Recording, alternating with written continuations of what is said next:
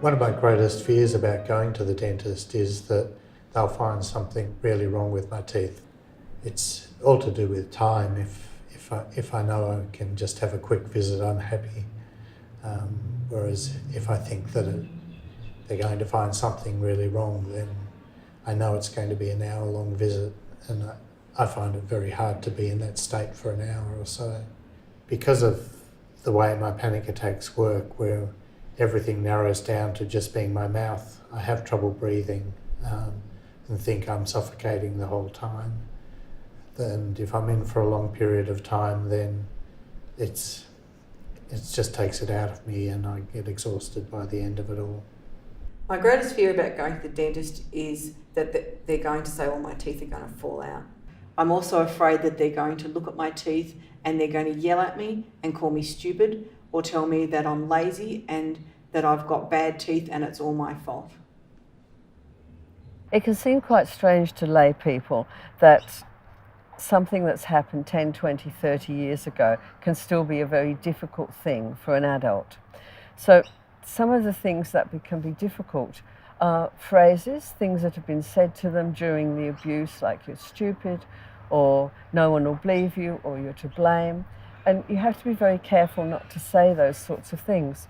Now they're the verbal cues, but the other things can actually be actions. So it can be the way somebody does something or the way they move towards you, which duplicates what happened to someone as a child. Now they're not consciously lying there in the dentist chair thinking, oh, you know, I was abused when I was 7, but their body remembers these things and their mind's sort of taken note of them. So if somebody moves towards them in exactly the same manner, they will just flick back into that situation, even if they think and everybody else thinks they've dealt with it really well during their life. They have no way of controlling that sort of trigger. The fear of not being listened to, not being cared for.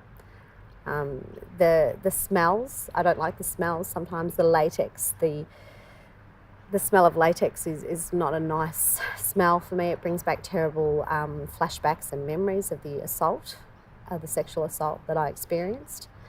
I don't like sometimes the smell of the surgeries, that sterile environment, the alcohol, that smell is quite, just very uncomfortable and unpleasant for me. And just the fact that you're sitting in an environment where you're not in control of the situation, so you feel vulnerable, like a victim again. You're vulnerable to it. You're basically exposed in a situation that is so uncomfortable for you as a victim and as a patient. So, yeah. I think that my sexual assault history has made a big difference to my experience of going to the dentist. It's had a big impact on my gag reflex and my feeling that I can't breathe when I'm in the chair. I don't mind the pain so much because I can override the pain fairly easily. That's because of the abuse, that sort of become easy. One of the worst feelings that reminds me of it is when they've got I don't know what you call it, but the thing that squirts water as well, I think it is.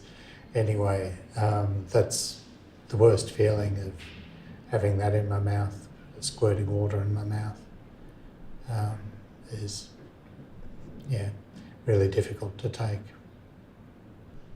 I'm particularly scared of the drill, of course. The sound of it just drives terror through me.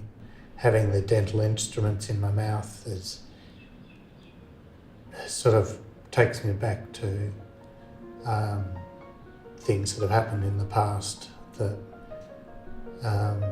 and causes me to have the fear response.